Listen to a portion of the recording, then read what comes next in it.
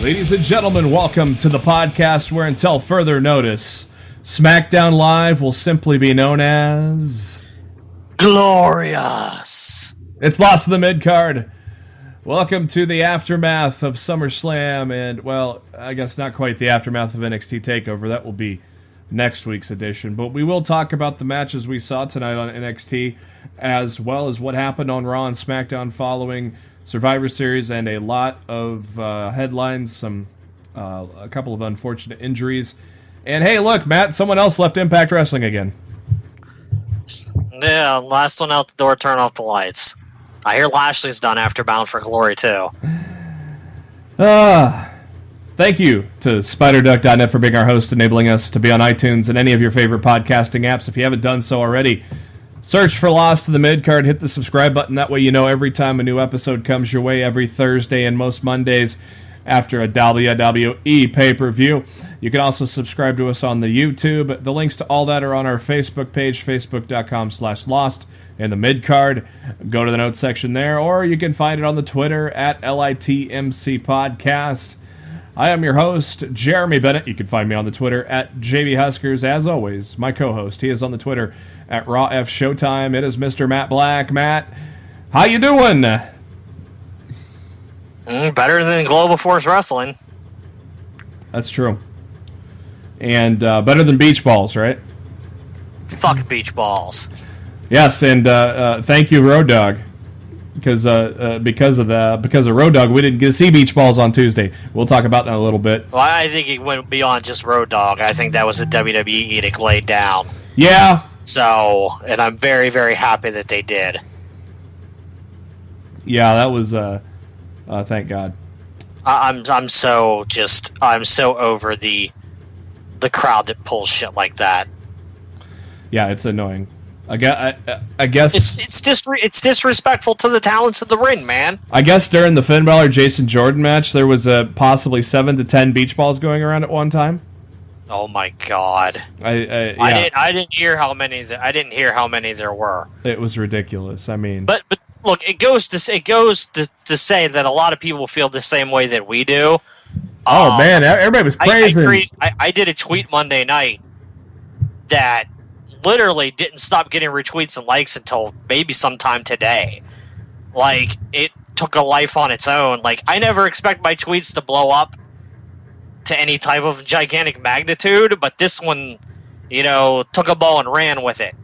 And it was nuts. And I honestly, at the end of the day, like, it makes me feel good to know that there's a lot of other wrestling fans out there that feel the exact same way that me and JB feel about the kind of stunt that those so-called fans pulled in the Barclays Center on Monday night. Yeah. And whatever they might have attempted during SmackDown last night and were stopped cold turkey before they even got a chance to. Yeah, Road Dogg actually tweeted at Road Dogg saying thank you for. Well, it was good to see the crowd was a little better behaved, and he goes, well, they were still out there, you just didn't see them. So he did respond to me this morning with that. And yeah, it did come down from the WWE that they did ban the beach balls. And if they were any inflatable paraphernalia was what I was told. Yeah, any pool noodles, inflatable items, anything that can be bounced around was banned from the arena. How the fuck do you think somebody gonna get a pool noodle in the building? That was the funniest thing on the list that I read. I'm like, a pool noodle? What? That's random too. I mean, that's not something you like. I've never seen a pool noodle at a wrestling event. No. Like, ever. Like, I don't even think security would let something like that through the door. No, and you can't really hide a pool noodle either. No, you can't. Like a beach ball, you literally could, buy one and put it in your pocket and blow it up when you're there. Yeah. But a pool noodle? That one was that one surprised me. So props to the Barclays Center staff on Tuesday, because I mean, I didn't notice any beach balls. I did not. And I thought SmackDown put on such a good show that it didn't give these idiots any type of reason to attempt to do that. Yeah. So, but I mean, the fact that they were still out there anyway is annoying. But I like the WWE and the staff at the Barclays Center was proactive enough to make sure that kind of stuff never showed up on camera Tuesday night. Yeah. Yeah. And Road Dogg, he's on Twitter Monday night too, saying it's just disrespectful to the wrestlers, and it is. Samoa Joe visibly was pissed off in the main event. I guess that's what you do when you put Roman Reigns and John Cena together. You start throwing more beach balls around. Well, I heard the reason why it was so bad during the main event was because of Cena. I heard during a commercial break that he pretty much encouraged it. Oh, great! And put over the wave and the beach balls, and then the Miz buried it and cut a promo on it. And of course, if the heel's going against it, the crowd's just going to do it more. And yeah, apparently Cena put it over during a commercial break, which made it 10 times worse when they came back to live TV. Apparently, I heard that production was not happy with Cena about that. But I mean, Cena's pretty much in Rock territory nowadays, that he can get away with whatever the fuck he wants, and they're not going to yell at him anyway. But I heard that there were some people backstage and management that were less than pleased with Cena's decision to egg the crowd on with that stuff on Monday night. Yeah, I'm sure Vince had talk with him. Hey, pal, people kind of hate this, so don't encourage it, pal. All right, keep making me money, pal. Thanks. Yeah. Please don't leave me for Hollywood. Please. I'm begging you. So I'm growing your hair out for that Transformers role, pal. It's gonna bomb. Yeah, I got another role that he might be involved in. I heard Knight Rider. Yeah, we'll get to that here in the headlines later on. But yeah, we're gonna save the beach ball talk for later. But hey, let's just bring it out right now and say fuck you if you had a beach ball. There we go. Yeah, and anybody who supported them, fuck you too. And that's the long and the short of it, because it's disrespectful to the talent, and like my tweet said, like all these people that were chanting for the beach ball and were bouncing the beach ball around during Finn Balor versus Jason Jordan are the same motherfuckers that are going to be home in a month from now whining on social media that Finn Balor isn't in the title hunt. You know why he's not in the title hunt right now? Because when he's out there, you dumb fuckers are doing shit like that instead of paying attention to him. I mean, I'm literally tempted for WWE Moment of the Year to nominate Cesaro for a marquee for destroying Oh my the beach God, ball. he should. I will. He should. I'm typing it in right now. Cesaro destroys a beach ball at SummerSlam. Now, Cesaro. It probably won't be the winner, because there's a lot of good moments so far in the WWE this year. But Cesaro, you're going to get a nomination for Moment of the Year. Maybe it should be Craziest Moment of the Year. Yeah. Well, did we do a what the fuck Moment of the Year? Maybe we tried that. Yeah. Yeah, that the beach ball SummerSlam fiasco should be on the what the fuck Moment of the Year. Oh my God. So, yeah, and you're right, the SmackDown show. I mean, Raw wasn't bad, but I mean, it was... Raw was fine. Yeah. For the most part, Raw was a fine show. I didn't hate it by any stretch, but I didn't love it either. I really enjoyed SmackDown Tuesday night.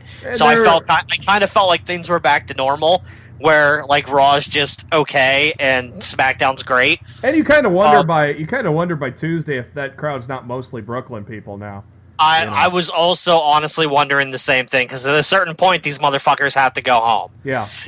I mean, some of those motherfuckers probably stayed for 4 days. They probably stayed for Wednesday, or they probably stayed tonight, too, thinking there'd be NXT there.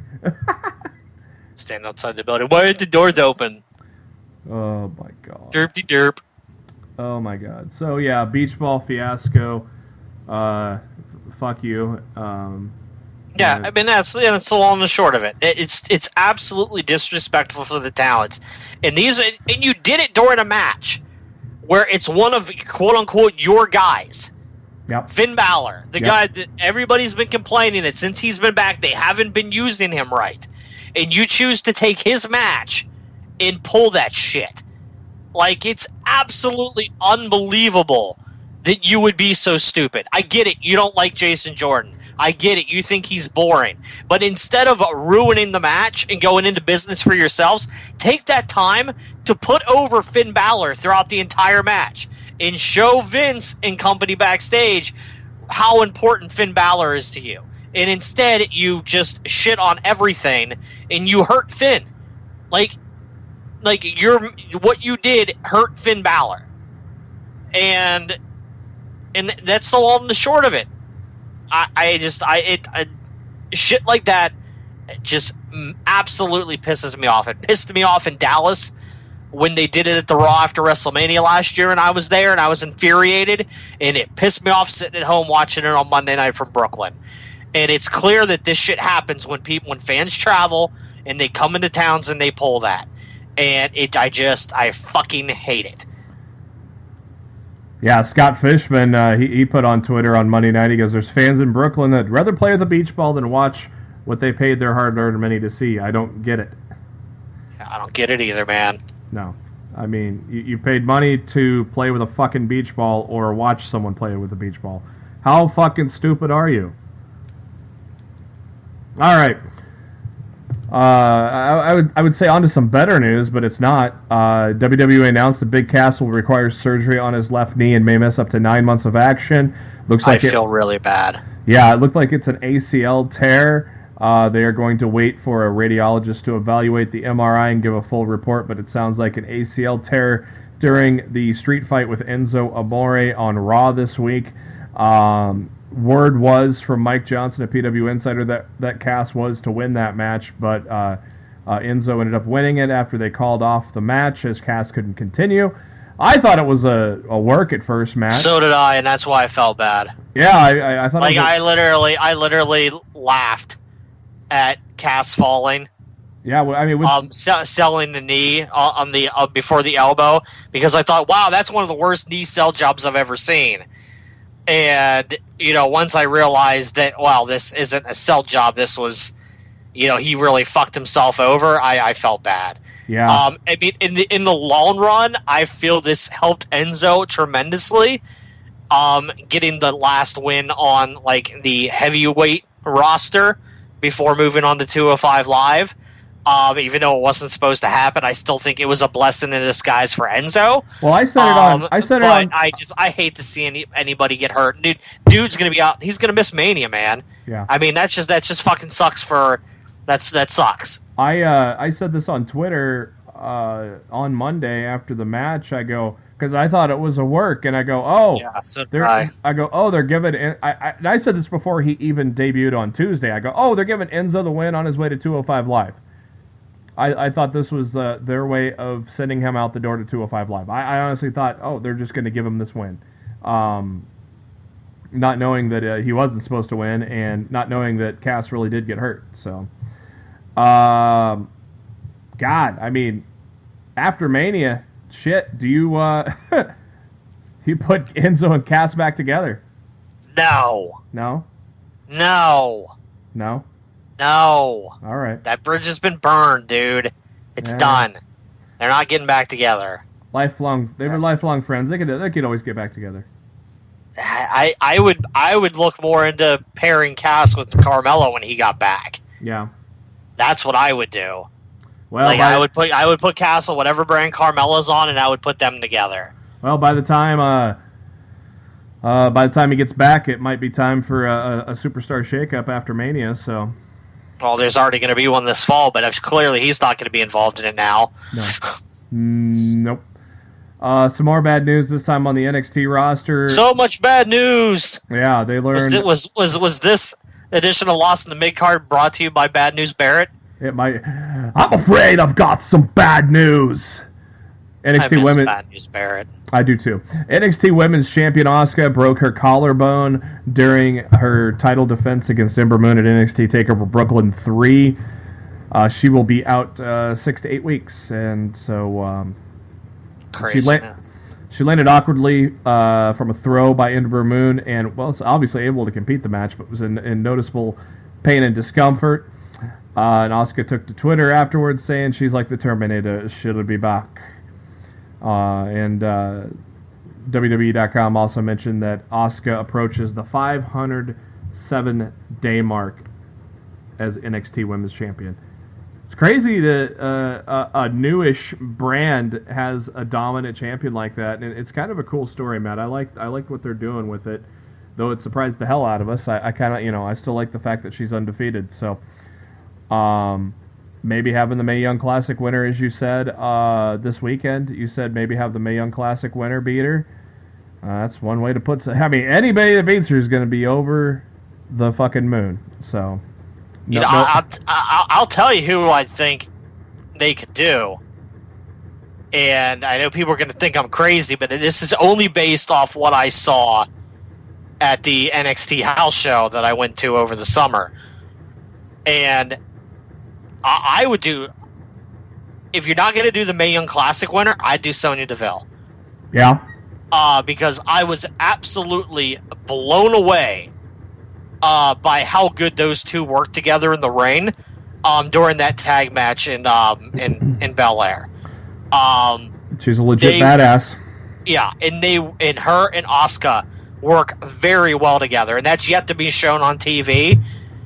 So that's something they can do, and they've already been building Sonya up slowly. I could totally see if they're not going with the Mae Young Classic winner, I could totally see them having Sonya Deville take the title from Asuka. Are they taping tonight or Thursday? They're taping Thursday. Okay. I looked. Some good news. Let's switch to good news for a second. I think literally. I'm afraid I've got some good news.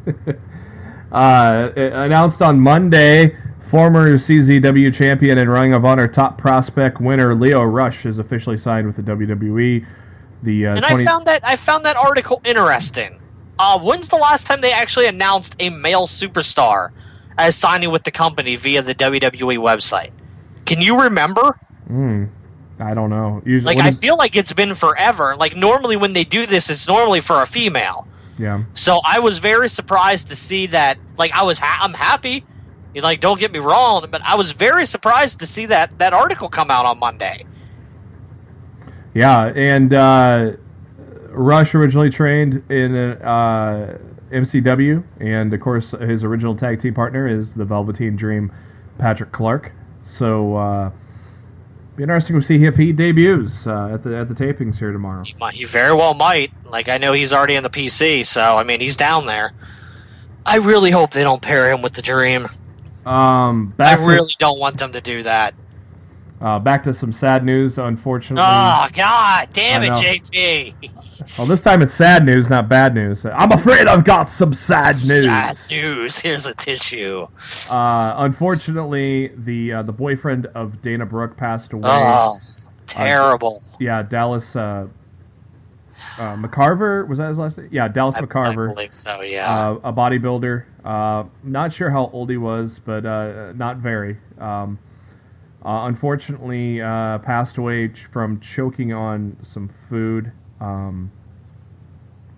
Dana Brooke did post a lengthy message on her Instagram page there if you want to take a look at it, or a tribute there, and also sent up a GoFundMe in honor of her boyfriend to support his foundation to help underprivileged kids. So, some very sad news there by the sudden passing of Dana Brooke's boyfriend, Dallas McCarver.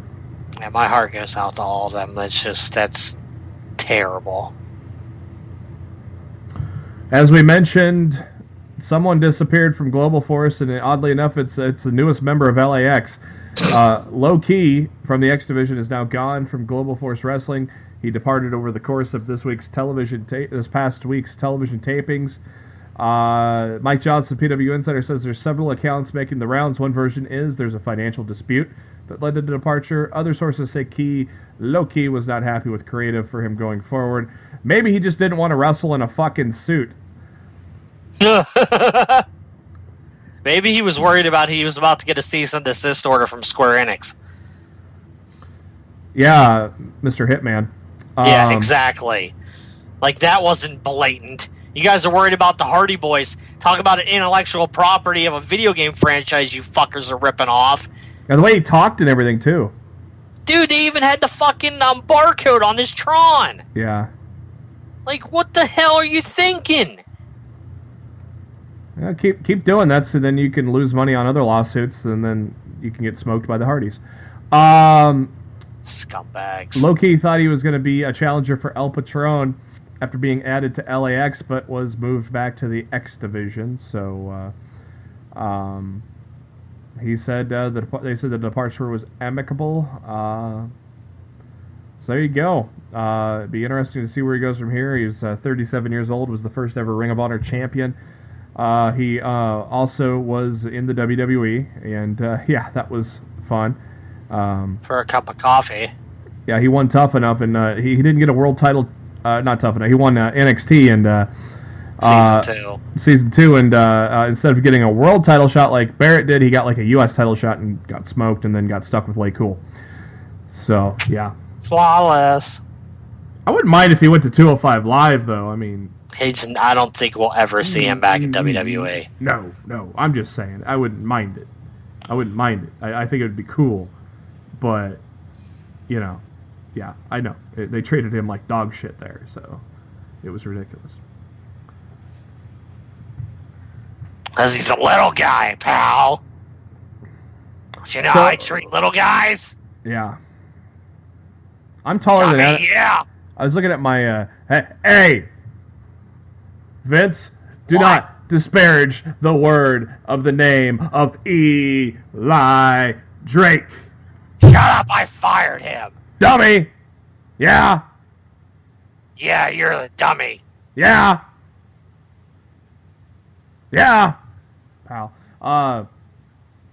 Ed Nordholm has said on the record that he feels that Global Force Wrestling has ownership of the Broken Hardys gimmick. On today, Matt Hardy tweeted, "Fun fact, Benjamin, Maxwell, and Scribes weren't paid and did not sign releases from TNA to allow their images to be aired on any media, especially TV." Bum, bum, bum, bum. I thought it was funny how Matt called him Scribe. What was his... He was Scribe something, wasn't he? I don't remember what his name was. He wasn't used as often as Senior Benjamin and Maxwell. So... No, he was there at the Hardy household. The famous dinner. Yeah. Today, IGN announced a new round of names for WWE 2K18, and also a nice screenshot of Shinsuke Nakamura, which has me excited. He looks so much better in the game this year than last year. The new names. Actually, let's go to previously announced. Well, I'm just going to run through these real quick. Wyatt Ziggler, Zayn, Ambrose, Corbin, Kalisto, Tozawa, Sin Cara, Atami, EY, Eric Young, Jinder Mahal, the Bushwhackers, the Ascension, Cesaro Sheamus, Anderson Gallows, Nikki Cross, Alunda Blaze, Emma, Lita, Summer Rae, Paige, Brie Bella, Nikki Bella, British Bulldog, Buddy Roberts, the Nature Boy, Buddy Roberts, Diamond Dallas Page, Big Boss Man, Big Henry. Oh, he is big. Henry! He is big. Mark Henry. Bam Bam Bigelow, Bret Hart, Dusty Rhodes, if you will. The Undertaker, Big Show, Andre the Giant, Kane, Diesel, and Kevin Nash. What about fake Diesel, Matt? Kane's in. True. Harper and Rowan, Sawyer Fulton, Alexander Wolf, Killian Dane, Braun Strowman, Goldust. That's already a impressive lineup there, isn't it, Matt? A lot of good. I've heard the initial on disc roster is going to be close to 200 people. Woo! I mean, there's 205 Live guys. Mass roster. There's 205 Live guys. There's NXT guys. That's cool. Brand new names announced here for 2K18: Goldberg, Earthquake, Jim the Anvil Neihart, Larry Zbyszko, Brutus the Barber Beefcake, Greg the Hammer Valentine, Edge, The Godfather, Eddie Guerrero, Daniel Bryan, Maurice, Naomi, Sasha Banks, Bayley, Ivory, Natalia, Mickie James, Becky Lynch, Tamina, Ember Moon.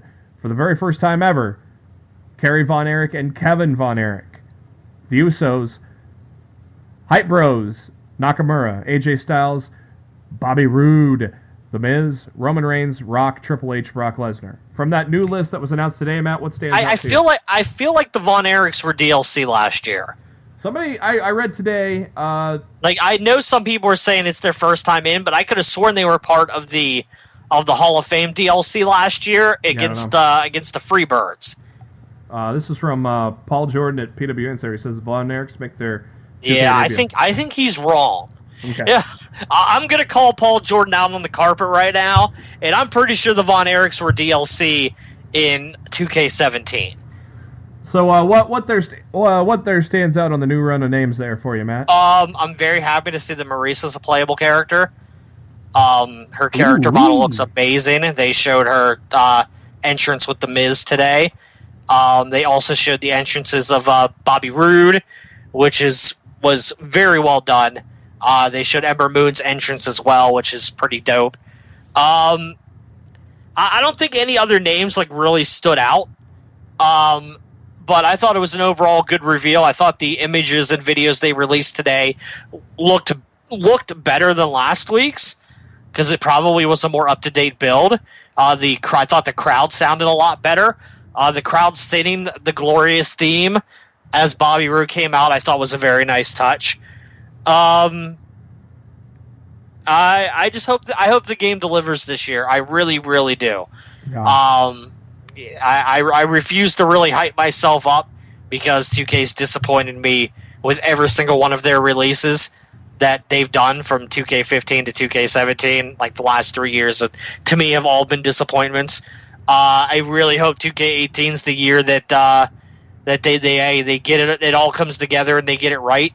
But I don't want to be on that hype train again. Like I find myself on every year, only to get the game and then within a week be like, that's what this is.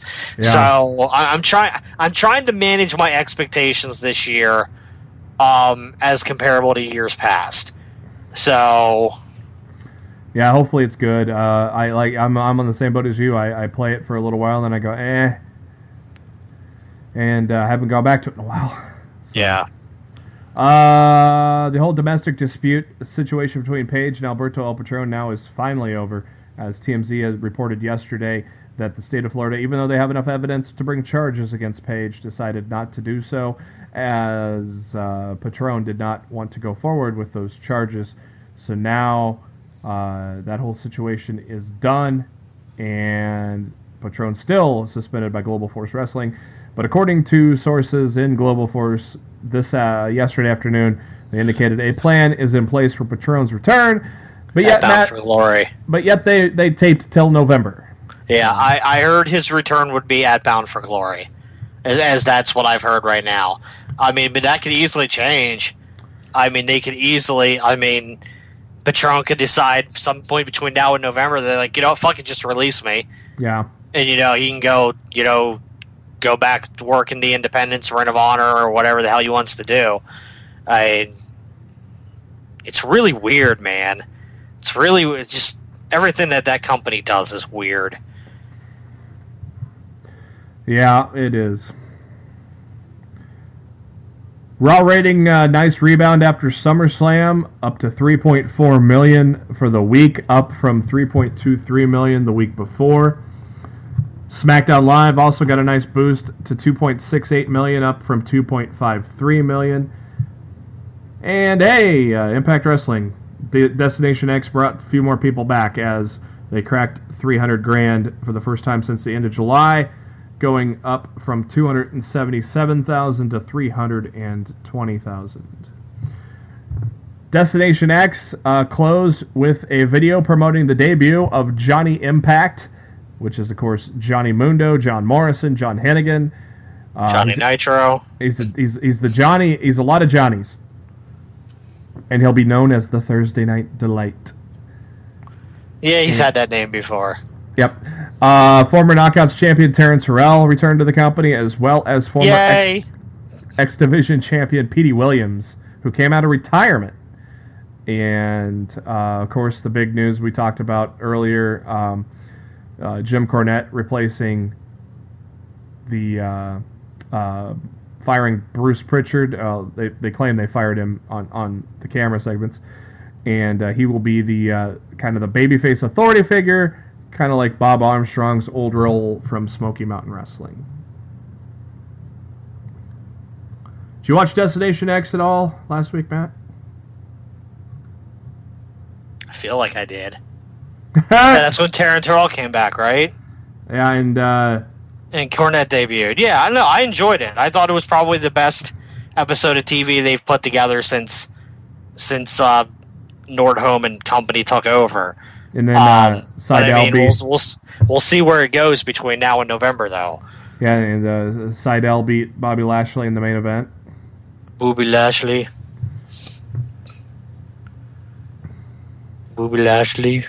Another guy has left Global Force Wrestling, and it is Pope D'Angelo Dinero. Elijah Burke, he was known as an ECW, WWE ECW, but the Pope is now no longer with Global Force Wrestling, so he's probably happier. I think everybody that's leaving that company is a little bit happier. We will talk about this on SmackDown, but it was made official last week that former Intercontinental and Tag Team Champion Shelton Benjamin has signed a deal to return to the WWE. The 42-year-old was supposed to return last year, but had a torn rotator cuff. Everything is clear now, and he's in. And obviously, we're going to talk about SmackDown a little later, Matt. But how about pairing him with Chad Gable? I have mixed feelings on it. Like, I initially thought of it as a joke. Wouldn't it be funny if they just paired Shelton Benjamin up with Chad Gable now? But, I wasn't really being serious about it, but they went ahead and did it. So, yeah. I think it'll be good. Gable was sure excited on SmackDown. Yeah. That was funny. For those comic fans out there, CM Punk is going to write a one-shot called Master of Kung Fu for Marvel's Legacy line. The original Master of Kung Fu series ran from 74 to 83, inspired by the popularity of Bruce Lee. Punk is writing issue number 126 for that one, so he's making his return to comics there. It's set for a November release. At the War of the Worlds UK tour, title changed hands as the Bullet Club, Young Bucks, and Hangman Page defeated Dalton Castle and the Boys to become the new six-man tag team champions. Thank God. Yeah. Don't get me wrong. I like Dalton Castle a lot, and he deserves, like a run as television champion or whatever. But it was an absolute joke having him and the stupid Boys holding those tag titles. So I'm glad that run is done. Hopefully, time permits us, we can kind of get back into Ring of Honor because it's been a while. But hopefully we can get back in and talk about it and stuff. The brackets for the Mae Young Classic officially announced. There's bracketology after SummerSlam, and so you can go check those out. At Mae Young Classic posted that. The big noticeable thing is Toni Storm and Kairi Sane are in the same side of the bracket, so that's kind of a shame that. I wasn't happy about it. Damn it. Yeah. So. I wasn't happy about that. Yeah. But that kicks off 4 episodes on Monday, August 28th. So get ready for that. I am ready, damn it. I've been ready for about a month and a half. Yeah, I know.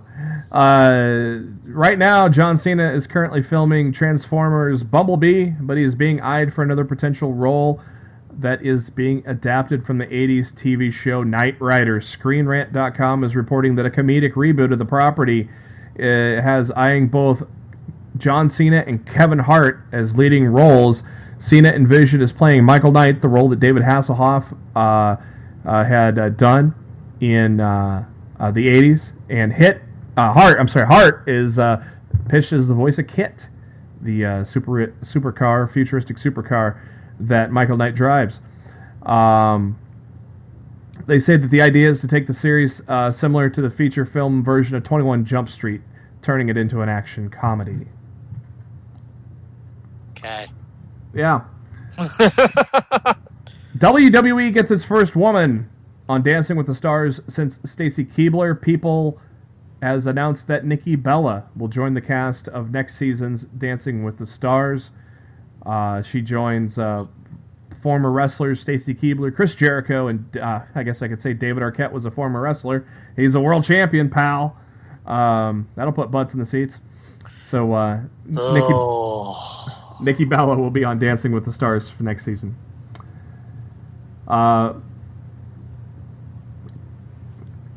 Taz. Well wishes to Taz today. He underwent surgery on his hand to attempt to repair nerve damage that has led to a loss of feeling, muscle atrophy, and an ability to grip with his right hand, basically stemming from his pro wrestling career. I mean, yeah, he went through a little bit at ECW, didn't he? You think? So, well wishes to Taz as he recovers from the surgery today.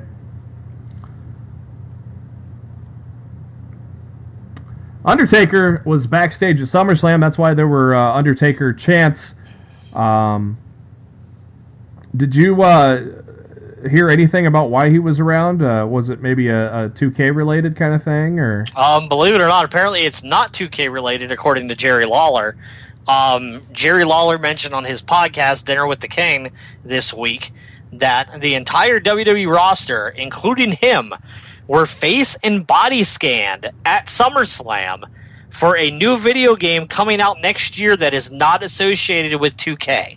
Whoa. So, start the speculation train now, pals, that something is amiss in the world of WWE and 2K if a face and body scan is needed to create whatever new game this is. Because as far as I'm concerned, somebody suggested maybe it's a mobile game. I don't know any mobile game that needs a face and body scan. No. To put a character in a game. This sounds a lot bigger than that. So I'm very curious as to what it is. But Lawler definitely went out of his way to say this was not for 2K. So I'm very curious to see. Oh, if it's EA. I'm really hoping it's EA. I would be so I'm really giddy. hoping it's EA. I have ties with EA, so I have ties at EA, so I could give direct feedback right to the top. Oh, I'd love it. I haven't heard anything yet, but I'm gonna do some digging. Then I didn't know that. I think you should do some digging, and if you find something, tell me, off the record. Yeah, on the down low. I'll off record it. Yeah. NXT, as always, after a takeover special, the following NXT is matches taped before the show. But that still doesn't mean it's not a bad show. No Way Jose comes out to a thunderous ovation as everybody in Brooklyn's singing along with his music. But before he could get to the ring, Lars Sullivan, Snitsky, Ryback comes out and attacks him. Snitsback? Snitsback, yeah. Lars Snitsback. That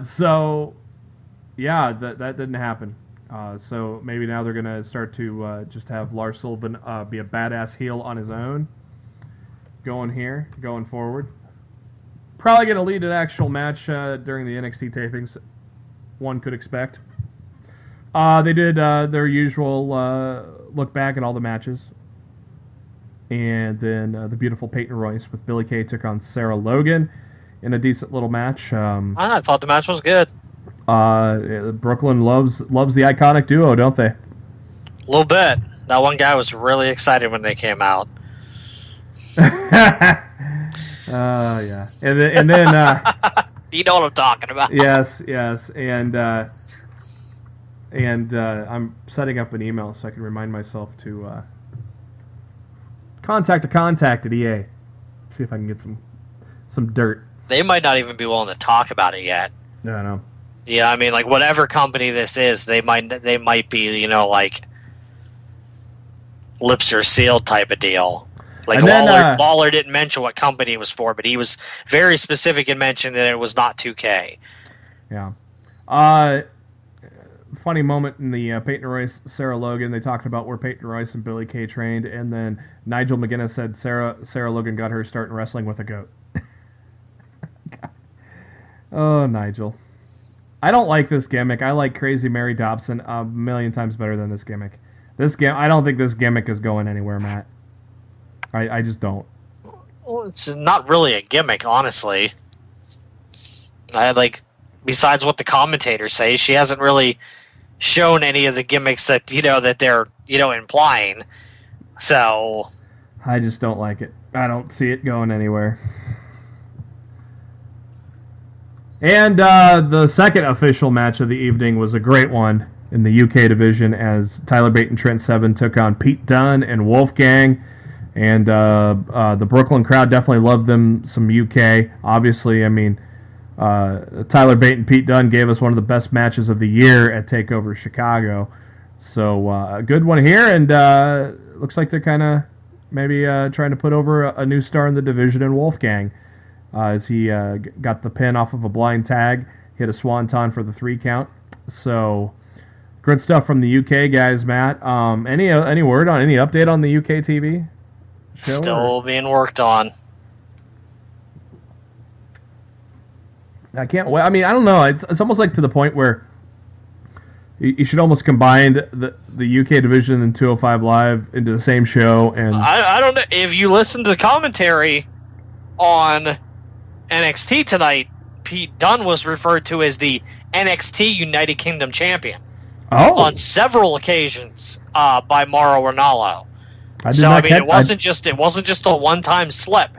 He said it several times that Pete Dunne was the NXT United Kingdom champion. Oh. So, like, I suggested that months ago that they do that. I think it would really help beef up the overall NXT roster anyway, like until the UK brand can become its own thing. Yeah. So, yeah, I guess we'll find out what's going to happen, but I definitely thought that was an interesting sign of things that might be to come. And a very interesting graphic showed up as Drew McIntyre is going to speak for the first time as NXT champion next week. And, of course, on the graphic they showed Adam Cole, Bebe, with Kyle O'Reilly and Bobby Fish. And on the graphic it said Future Shock. And we know what that means, don't we, Matt? Yeah, it's the name of Drew's finisher. Yeah, pal. And also the tag team of Kyle O'Reilly and Adam Cole when they got started. No.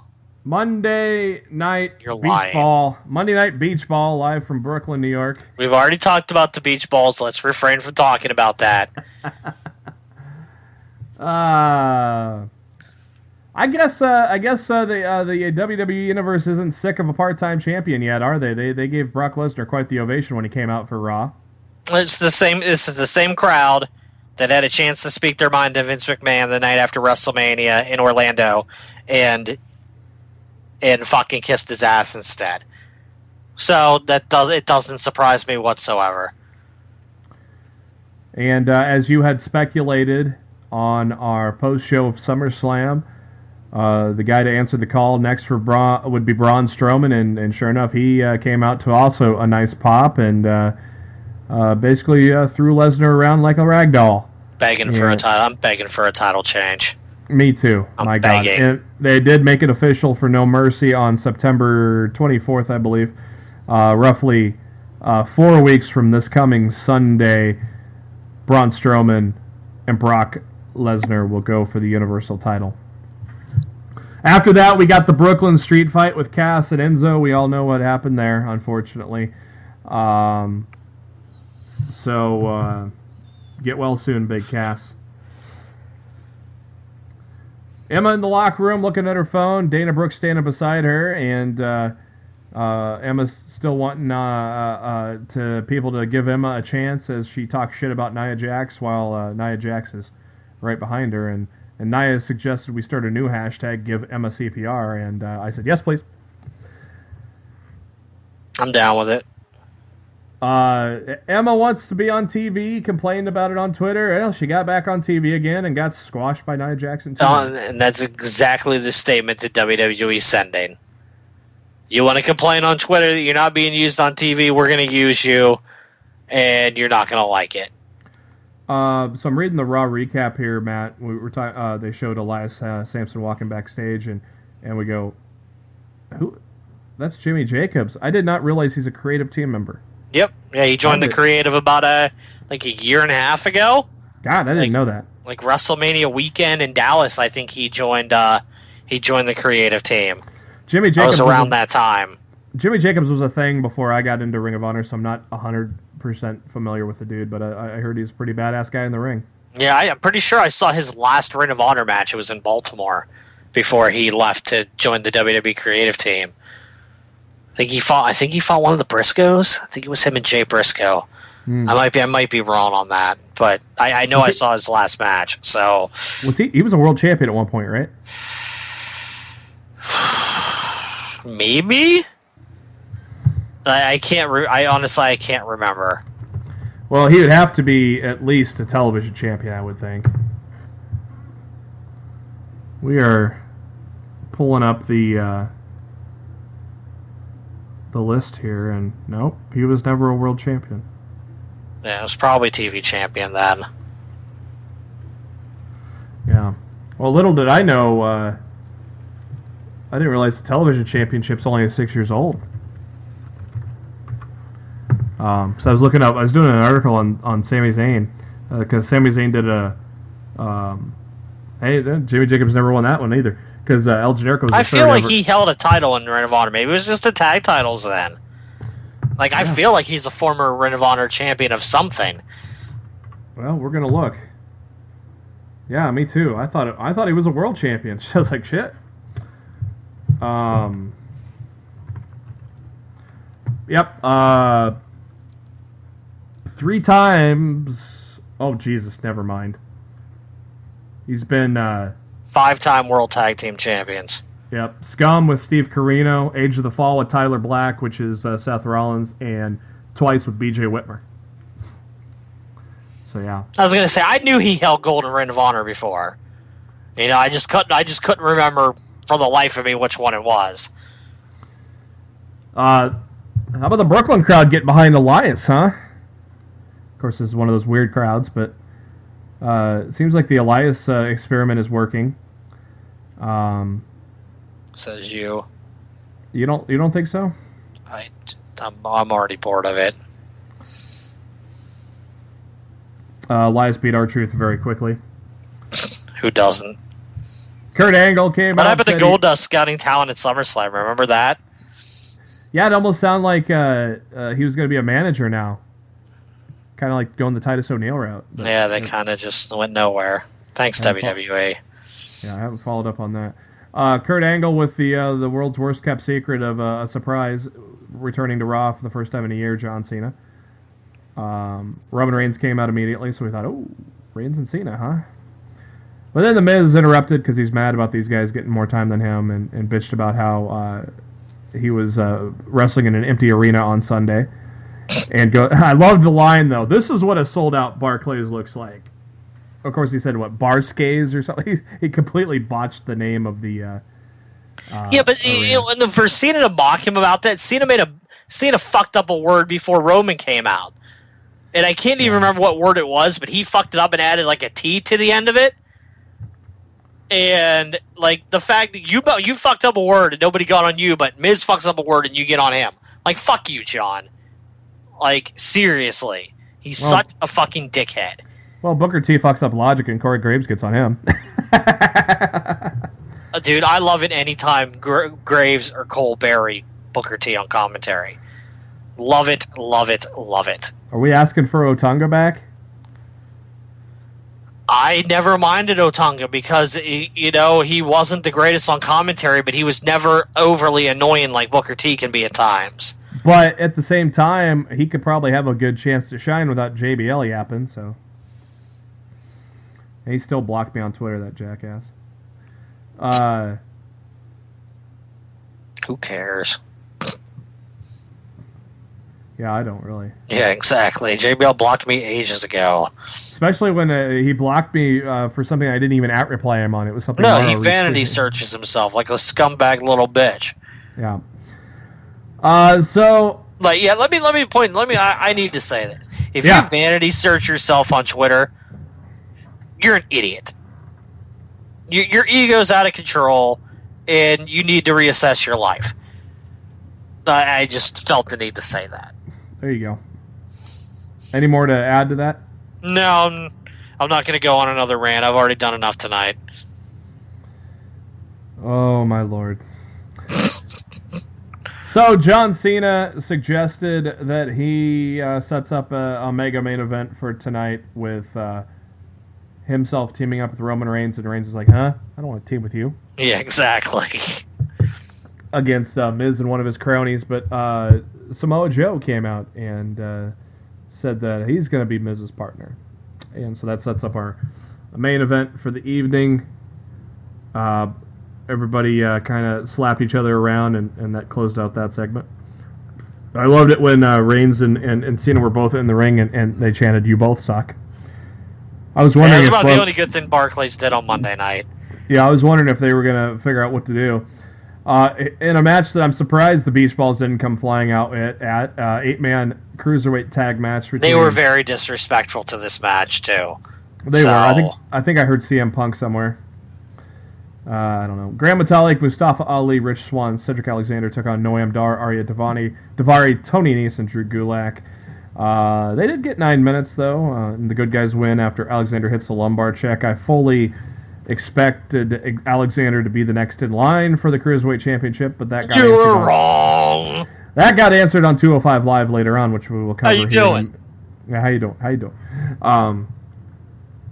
Neville was interviewed by Charlie Caruso and complained about everything. Everything. Just everything. Tozawa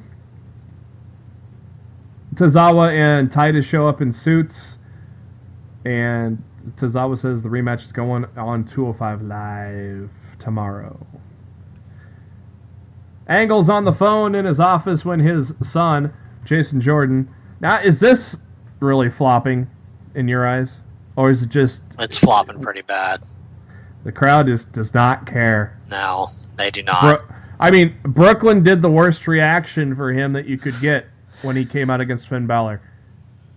Crickets. Yeah. There weren't boos, there weren't cheers, there were crickets. I don't know. There wouldn't be crickets if American Alpha came out in front of Brooklyn. It was like a Jinder Mahal reaction in SummerSlam. Yeah, but seriously, am I right? Yeah, it was bad. There wouldn't have been crickets if American Alpha came out. It'd be fucking pops. Look, if this crowd was as smart as they thought they were, they would be dead silent when John Cena and Roman Reigns came out. Yeah, they do. So they're not as smart as they'd like to believe that they are. No, and they got the ending that they deserve. No, I felt they totally got the ending they deserved. That's exactly the finish of Raw was exactly what this crowd deserved.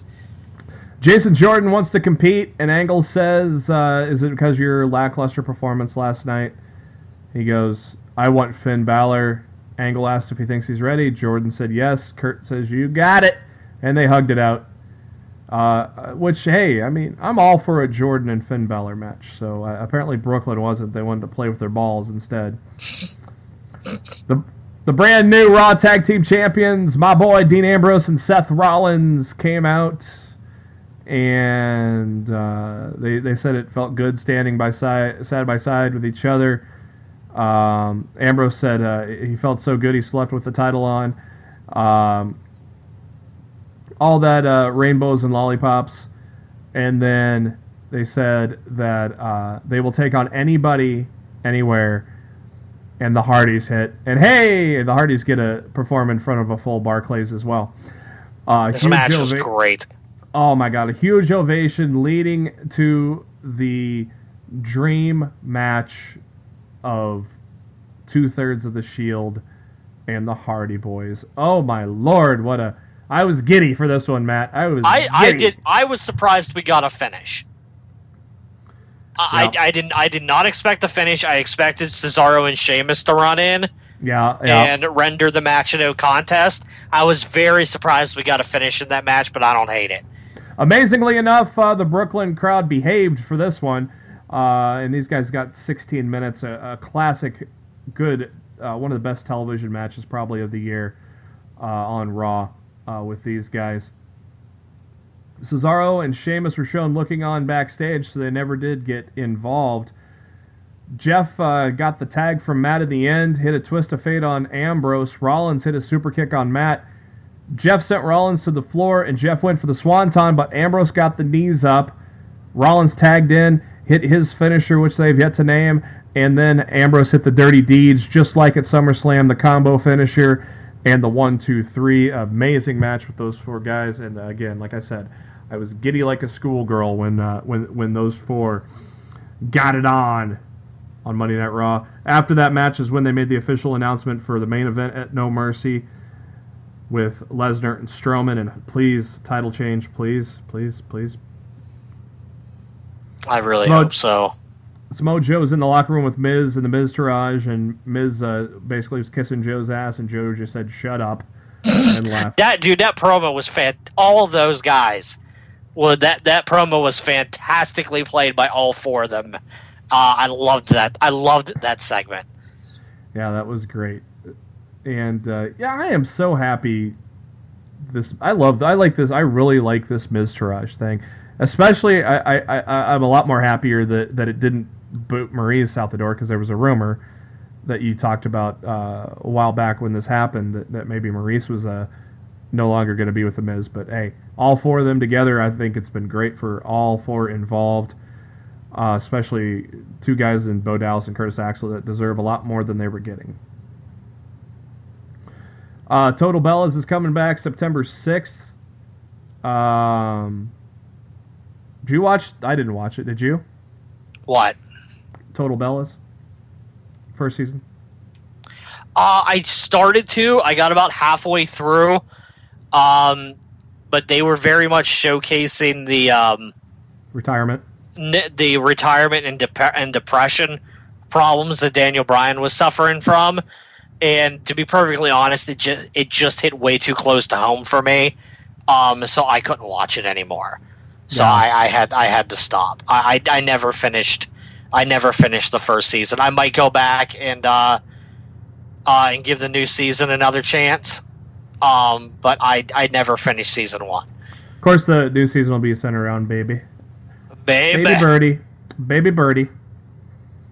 Sasha Banks, the new Raw Women's Champion, comes out to a great ovation. She says that she may be from Boston, but she left her heart here in Brooklyn the last 3 years, talking about facing Bayley and Charlotte Flair, and gave a shout-out to Ric Flair and says the world needs the Nature Boy, and let out a woo! And I put out on Twitter that I really loved what Sasha said, and to my surprise, Charlotte liked my tweet. I was amazed. That's pretty cool. That was really cool. Alexa Bliss came out talking shit as she always does, calling her the legit loser, and basically setting up a title match next week. Matt, I'm guessing I'm gonna be furious if they slip the title back. I'm gonna lose my fucking mind. Nah, I don't think there's gonna be a finish. I'm so tired. I'm like, they brought up the point, and it infuriated me just to hear it again. Like, Sasha wins the title and then never gets to successfully defend it, and like, she needs a damn reign now. Yeah. Like, let her run with this fucking title for a bit. So I really hope that's what happens. I think there's going to be a double count out or something. Something weird is going to happen. They're going to push this to No Mercy. I fully expect that's what's going to happen. Jason Jordan, I think his theme music got tweaked a little bit. It seemed a little. It sounded a little bit better. It sounded like he went from SNES to N64. maybe not quite GameCube yet though. No, definitely no. He wasn't on disc. He wasn't on CD level yet. He was definitely still on a cartridge. Finn Balor and Jason Jordan, I thought was an okay match, but obviously overshadowed by the stupid fucking idiots in the crowd. Stupid idiots. Yeah. Stupid idiots. And obviously the Jason Jordan story is falling flat on its face right now. So badly. Like, it's really bad. Like, there's nothing more that can be said. It's bombing. And you gotta wonder how much better this would have been received if they would have went with Gable instead. I know. Because I just think Gable's the guy that has more personality of the two. And I think Gable would have had a better shot at being able to pull this off than what we got. I like Jason Jordan a lot. I think he's kick-ass in the ring. Yeah. And I think he's really good. But I definitely feel that he was not ready for this role. I feel Gable was more ready for it. And unfortunately, I feel like they went with the wrong guy. They should have So They should have went with what I thought was going to be, and some angle with Stephanie that leads to Triple H coming back. That would have been a lot more exciting than what we got now. So, well, it is what it is. We're kind of stuck with it, pal. Main event time was John Cena, Roman Reigns taking on Samoa Joe and The Miz. Again, this one marred by Beach Ball Mania, where even Joe said "fuck you" to the Brooklyn crowd. Like I said, the main event in Tyson was more on Cena. Got to put I got to put the blame where the blame's due there. This one was definitely on him. So and the idiots tossing around beach balls got their just due because Cena hit the AA on Miz and got the win. The key thing in this one was Reigns accidentally, or was it accident, hit Cena. So they look like they kind of didn't trust each other. I mean, obviously this is heading towards. He said after the match that was my bad. He did. I did read those words. So yeah, I think they're slow burning Cena and Reigns, because obviously this is a feud that has never had a long drawn out. I rather would have just seen those fuckers brawl Monday night. Mm-hmm. Like honestly, because I mean, who knows how much longer Cena's going to be around for with all these movies and shit he's picking up. I'd as soon have just seen the brawl right then and there and let Roman take him out. Yeah, I'm not sure because I mean, everybody's already picking sides, and I see a lot of people siding with Cena here. The reason I'm siding with Reigns is because I know in my heart of hearts, like between these two guys, Roman Reigns isn't a dickhead. No, look, I know all the stuff he does for Make-A-Wish and all the great stuff he does for the kids, and that's really cool, and I do appreciate that. But at the end of the day, I've heard more dickhead John Cena stories than I've ever heard about Roman Reigns. So I'm on Roman Reigns' side on this feud. When it comes down to Roman versus Cena, I'm a part of the Roman Empire. Yeah, and I mean, I've been hearing stories of Roman lately. Obviously, we all know that he kicked Enzo off of a tour bus, but he's basically taking the Undertaker's role as leader in the locker room. And also a great interview on SportsCenter. He was on SportsCenter Monday after SummerSlam talking about Ric Flair. His friendship with Ric Flair. So yeah, I mean, people would dig a little deeper, they'd realize that Roman is a great guy. So 205 Live followed Smackdown live from Brooklyn. Good to see a lot of the Brooklyn crowd stuck around for 205 Live as well, Matt. And most were pretty vocal for the night. I think they did a good job. I feel like a lot of the crowd shifted from Monday to Tuesday. Yeah, and it was more of like the actual homegrown Brooklyn, people. Yeah, and they stayed for 205 Live, which was well. There were some people that left. I had a friend who was there, at the venue, who was recording people leaving their seats as they were airing the 205 Live opening promo. Oh, so yeah, so I mean, I could actually show that to you if you remind me later. I'll find that tweet and send it to you. But I mean, at least on camera, it looked like the seats were full. It's more full than normal. I'll definitely say that. But there were definitely a large contingent of people getting up and leaving as that show started. Grand Metalik and Cedric Alexander took on Tony Nese and Drew Gulak to start off things. As Nese and Alexander have continued their feud. And good to see Metalik on a regular now that he's got all of his duties out of the way and fully onto 205 Live. Again, lumbar check for Alexander, second night in a row. The good guys get the win. Titus O'Neil talking to Tozawa ahead of the title match tonight. And Tozawa saying he's ready to get his title back tonight. Gentlemen, Jack Gallagher comes out as there's going to be a gentleman's duel between Brian Kendrick and Jack Gallagher. Jack cuts a promo about how he has not been acting the gentleman he should be because of a certain Brian Kendrick pushing his buttons. And he says he's going to show Brian how much of a fighter he is. Kendrick shows up on the Titantron and calls Jack pathetic and says this duel is pathetic. You surround yourself with toys and ridiculous props. You are proving me right. You're nothing but a mustache-twirling clown. And Brian says, a clown has duels, and I found you a suitable opponent. So in comes a clown. And the clown gets his ass beat. And it turns out the clown was the younger brother of Drew Gulak. Kind of funny. But during the melee, Brian Kendrick attacks Gallagher from behind and puts him through a table. So that leads to a no disqualification match between the two gentlemen on next week's 205 Live. Is TJ Perkins legit hurt? I don't know. I haven't heard that he was, so I'm going to say that he's not, but I don't have a confirmation on that one way or another. They are currently on 205 Live playing up a knee injury for TJ Perkins. He obviously caused the distraction last week in Swan's match against Arya Daivari, and so TJ Perkins playing a little WWE 2K17. Swan stops by and they talk, and I don't know. This seems to lose steam the more it goes on with me here. This feud? Yeah. It's weird, right? It's just not... It feels weird. The segment was not... I don't know. It just wasn't good, that segment. I don't know. Something wasn't clicking, and I'm just not sure what that something is. So Something that did click was the Cruiserweight Championship match between Neville and Tozawa. Well, you ain't lying there.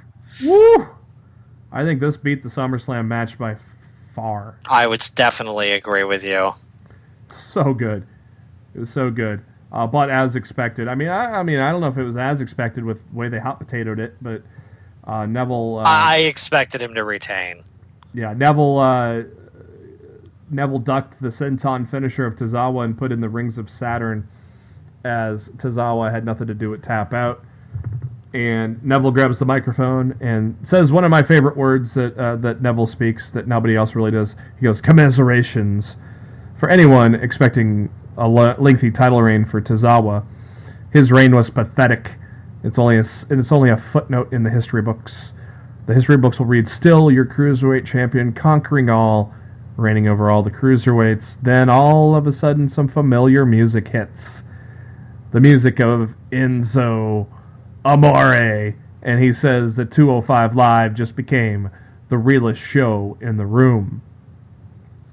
What'd you think of the Enzo debut of 205 Live, Matt? I've been saying it for months that I wanted Enzo on 205 Live, so clearly I'm happy about it. I was very happy when I heard his music. I think I yelled, "It's about damn time," in my living room when the music hit. So yeah, I'm very pleased to see this. So long overdue, in my opinion. Yeah, and obviously going right into the title picture, obviously. So definitely, the top of the card needed some freshening up, didn't it? Yeah, definitely. It most certainly did. I don't know, maybe adding a couple more established stars to that division may help it long term as well. Just do not put Aleister Black there, for fuck's sake. I will be pissed off. I don't think Black's coming up anytime soon, so I don't think you really have to worry about that. It was just being rumored, and I'm like, no. Well, it's rumored because he's built at 205 pounds. That's why it's rumored. Yeah. And let's face it, anytime we get a talent down in NXT that's billed at 205 pounds or under, there's going to be speculation if he's going to be used in 205 Live. Like, I guarantee you the speculation for Leo Rush will be the exact same thing. When he comes up, is Leo Rush going to be a part of 205 Live? And, and that's just the way it's going to be from here on out. And it almost, 205 Live could almost be the bridge to NXT if they want to go that way in the WWE. They could maybe establish them on 205 Live and eventually bring them over to NXT, and maybe to freshen up the rosters on both sides a little bit too. You never know. So it'll be interesting. SmackDown Live, the final night in Brooklyn, kicks off with AJ Styles. They don't want none. Nope. They don't. Nice ovation for Styles. And says that this is the house that AJ Styles built. He is still the U.S. champion. He says he's the workhorse of the WWE. He's reinstating the U.S. Open Challenge. And it starts right now. And gee, I wonder who's answering this one, Matt. Kevin Owens. Well, a lot of people thought Glorious was about to hit. You know, at that point, that was the general consensus of my timeline. People were very much expecting Roots music to hit there. As I was watching it, I thought I'm glad they didn't do it because you don't, unless he's coming in and winning the title on his first night in, you don't do that. 2, by the time that segment was over, I was so furious that I thought they were going to debut Bobby Roode as a fucking referee that I was just happy to see him wipe out Aiden English in the next match. Yeah. I actually, as I was watching it, I immediately thought it was going to be Kevin Owens because there was some unfinished business with Shane McMahon there. So I was fully expecting Owens in this spot. I actually didn't even... The thought of Bobby Roode here didn't even cross my mind. I don't know why. I mean, it makes sense that it would, but it didn't actually as I was watching it. I did think Kevin Owens was going to answer that. Bobby Roode. And of course, KO talks about how 20 years later, another screw job happened to a legendary Canadian. I like how he called himself a legendary Canadian. And I'm okay with it. Yeah, he is legendary. Legend. Wait for it. Dairy. Shane McMahon comes out and called himself the Commissioner of Raw. Whoa. And speaking of the Commissioner of Raw, JBL, new dumbass. JBL, no. The Commissioner of Raw has some different body parts than Shane does. So, no. He's such an idiot. Shane says he called the match right down the middle. AJ Styles won fair and square. Owens complains. Owens pointed out that Shane survived a helicopter crash and jumped off Hell in a Cell. He was right there. Yes. Some of the bums Shane was selling on Sunday were ridiculous. Yes. Kevin Owens definitely had points. Shane says that the decision stands, and also made some more other good points when he said the decision stood when his shoulder was up. The decision should stand when he counted 3. And Styles says tells Kevin to shut up and doesn't like him being a whiny ass bitch, which was a nice got a nice. I popped. That was funny. Yeah, I popped too, and so did Brooklyn. Styles says if you want a match, you can have it tonight. Owen says he wants it. Shane said if he wants to defend the title, they can have the match tonight. Owens complains about referees, so Owen suggests they let him pick the referee. And Shane says okay. Daniel Bryan is talking on the phone about how they have some surprises for tonight. I bet they're glorious surprises, aren't they, Matt? Maybe. The Singh brothers come in and want to introduce the new WWE, or the current WWE champion, the Maharaja Jinder Mahal. I can't roll my R's, so I'm not going to try. Bryan talked about how the Singh brothers helped Mahal retain his title against Nakamura, and goes, well, Nakamura deserves some retribution. He's going to face both the Singh brothers later. So, nice knowing you, Singh brothers. I wish it was nice knowing you. I wish they'd get them off TV. Kevin Owens goes up to Sami Zayn backstage, talks about how they've been fighting each other and by each other's side for 15 years, and Owens says he needs somebody he can trust to be the referee of his match, and says Zayn fits the bill. I was actually very interested in this, and they didn't go that route, and I was kind of disappointed by it. Yeah, I don't know. I almost would be like, you know what? How interesting would this be if Zayn screwed AJ and turns heel? It doesn't make sense, but sometimes when it doesn't make sense, it might be interesting. But yeah, obviously none of that happened. And Zayn said, you'll think about it or something like that. Owens asked him to think about it and left. And actually, Sami Zayn on the Sam Roberts podcast talked about why he says he's kind of in a state of flux right now with his character. One week he's the guy fighting for the better of good, and another week he said himself, another week he's George Costanza, meaning he's the goofy guy backstage when he's got tag partners or something. The lights are out. The spotlight hits, and there's Aiden English talking about how he's the baritone of bass or whatever. Or whatever. The Beethoven of baritone. There we go. The Beethoven of baritone. As so he's doing his usual routine, and the lights go out, and we hear a piano, and glorious. Bobby Roode comes out to a gigantic ovation. His usual glorious theme. And the cool part about this, Matt, was like you could tell Bobby Roode was taken aback at the pop he got in Brooklyn. Like he was like, "Wow, like awesome, this was cool," and a great ovation, great entrance as always from Roode. Glad he's on SmackDown. So am I. Took on Aiden English, and English had a little bit of offense for a while there. Yeah, they definitely worked Roode as a babyface. Yep. Which was very, very interesting. A little bit of offense. Unfortunately, they went to commercial, but at least we got the split screen for that commercial. Interesting how JBL said beer money. Wouldn't that be interesting if Mr. James Storm would come back? And then you woke up. Yeah. English went up to the top. Roode avoids the attack, hits the spine buster, and then did the old pose to get a glorious out of the crowd and hits a glorious DDT for the victory after 7 minutes. Good stuff there. Yeah, what do you think about portraying Bobby Roode as a babyface on SmackDown? I'm curious how long it's going to last. Yeah, who's and he if fucking it was over? just a one-time deal to because they knew they weren't going to get a heel reaction out of him from the Brooklyn people.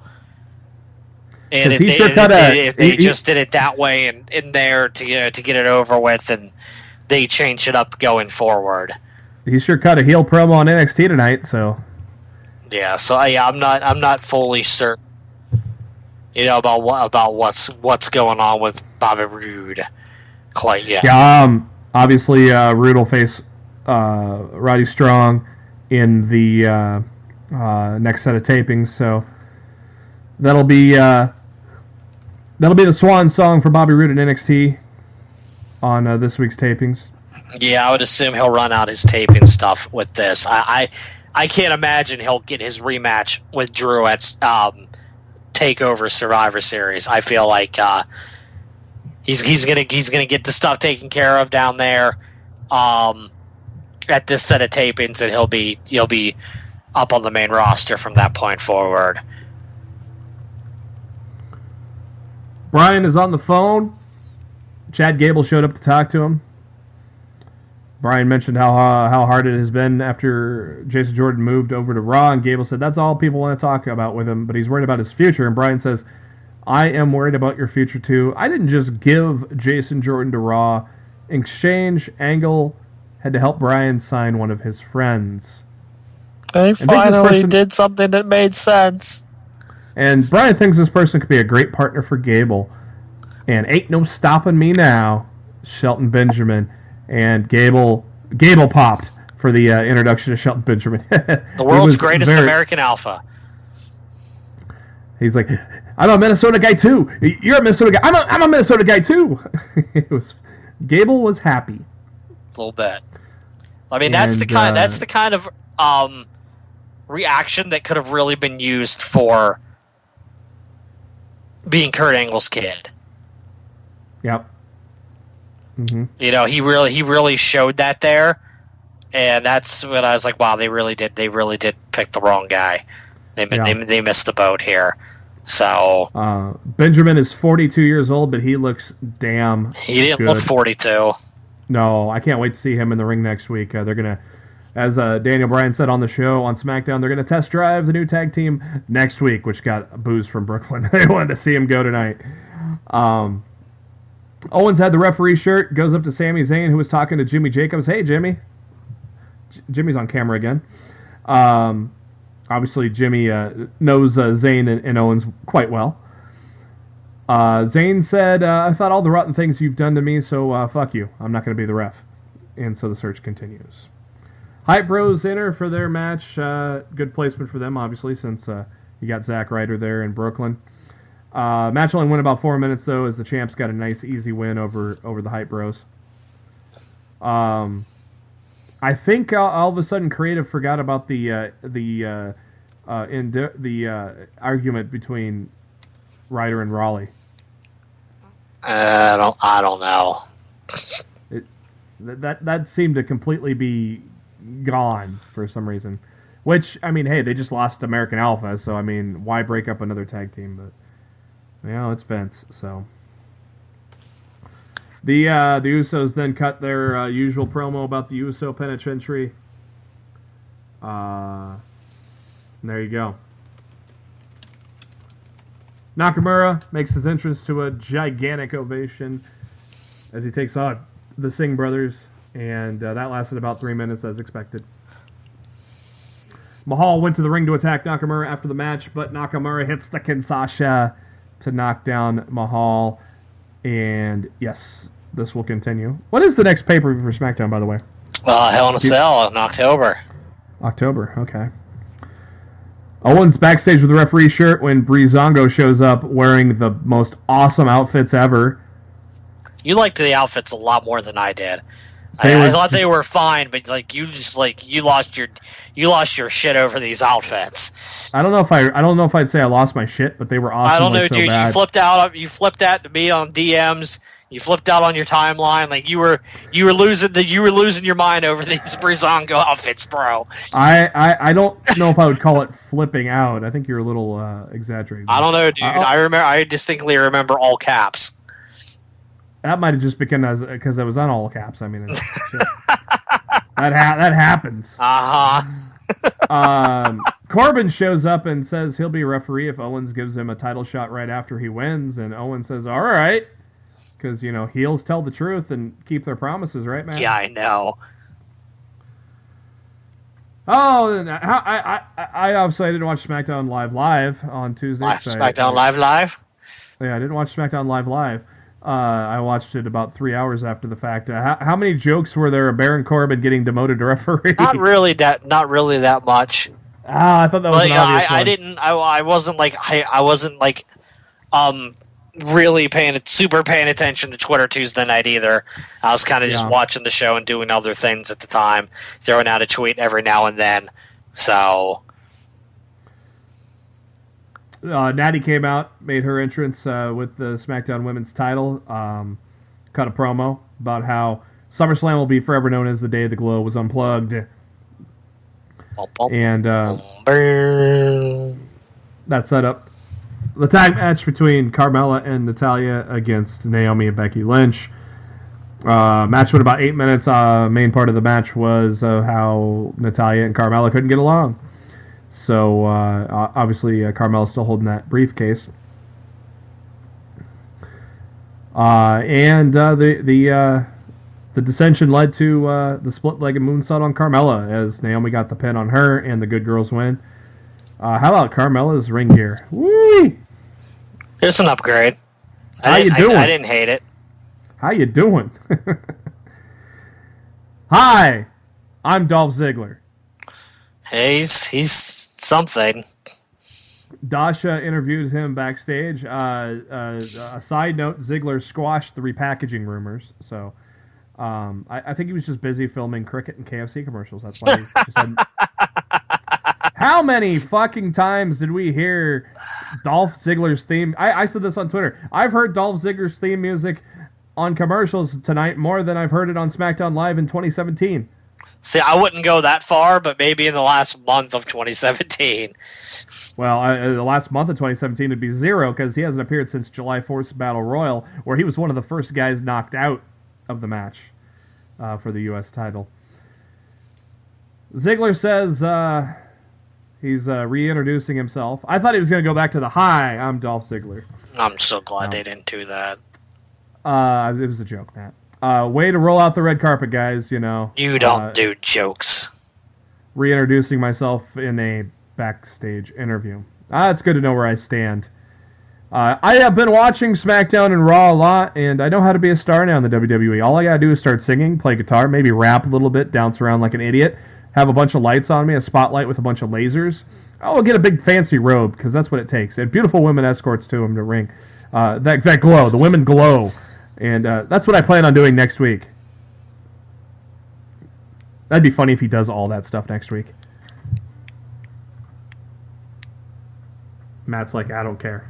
No, I really don't. I think that whole segment did nothing for me. Lana and Tamina backstage. Lana basically saying she's got a plan to make Tamina great again. Great again. Don't Thanks, tell Frank. me this doesn't remind you of the damn Darren Young shit with Bob Backlund. You think Rusev's asking for his release? I heard the rumor after the job out at Orton. I don't know if it's true or not. I hope it's not. But who knows? I don't know. Kevin Owens, AJ Styles in the main event with Baron Corbin as the special guest referee. Another great match. No surprise there. The end of it, Corbin was getting into it with Owens, or getting into it with Styles, and that prompted Shane to come out, and Shane pulls Corbin out of the ring as he's counting to 3 after the low blow. Did this finish make any sense to you? Well, oh, you mean like with Shane putting her on the ref shirt, or the whole thing was Shane pulled Baron out and told him that the match was over, and he was motioning that Kevin Owens hit Styles with the low blow. I don't know if he said it was over. It certainly seemed like he was implying that the match was over because of the low blow. I think he was just arguing with Corbin and saying how bad of a job he was doing. I didn't think that. I don't know. I thought the ending was a bit weird, the way it played out. So I don't know. Shane puts on the ref shirt. Styles hits a phenomenal forearm. 1, 2, 3. That's the end of it. Obviously, I expect some physicality between Owens and Shane. Maybe next week. I don't know. I mean, there's a lot of time between now and Hell in a Cell. So, but I would say good stuff from the WWE. We didn't get any oh my god moments. You know, Bobby Roode debuting, one of the best things. The tag match with the Hardys and Rollins and Ambrose, another highlight. I mean, no big surprises, no big shocks, no big swerves. But just, I think, 2 good, solid shows. Matt, you agree? Yeah, I didn't have a problem with it. Like, I enjoyed SmackDown a lot, you know. Like I said, I thought Raw was just okay. So. Yep. Let's get to it for this additional loss to the mid-card. Thank you to SpiderDuck.net for being our host, enabling us to be on iTunes and any of your favorite podcasting apps. All you got to do is search for Lost to the Mid-Card, hit that subscribe button. That way you know every time a new episode comes your way. Every Thursday and most Mondays after a WWE pay-per-view. You can also subscribe to us on YouTube. And the links to all that are on a notes section of the Facebook page, facebook.com/Lost to the Mid-Card. And also on our Twitter, the pinned tweet there at LITMC Podcast. Also, Matt does a great job of sharing everything with the wrestling world, as there's always some good, entertaining tweets with the wrestling world. So make sure to follow at LITMC Podcast. Matt is on the Twitter at Raw Showtime. I'm on the Twitter at JB Huskers. And before we ride off into the sunset, Matt, and close the chapter on Brooklyn, what are your final thoughts? Fuck beach balls. Fuck beach balls. For Matt Black, this is Jeremy Bennett. Hopefully we see you next week. If I survive my birthday party, we'll stay tuned. I hope it's not that rough. A lot of alcohol going to be involved. A lot of alcohol is going to be involved. If it was like last year, I mean, everybody under the sun was buying me Jameson last year. The next day was rough. Now, my party's on Friday. This Friday? Next day, yes. Okay.